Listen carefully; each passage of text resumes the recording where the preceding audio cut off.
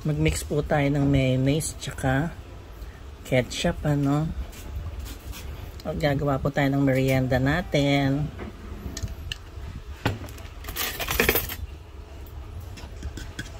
Mix lang po natin yan.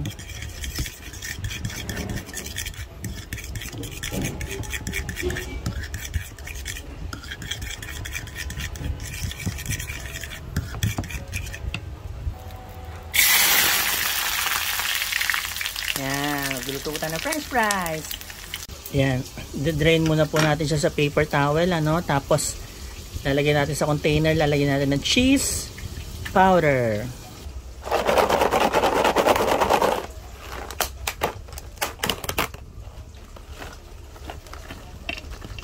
Yan.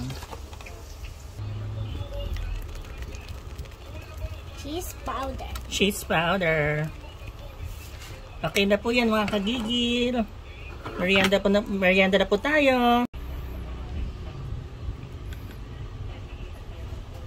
Kaya na tayo mga kagigil. Masarap.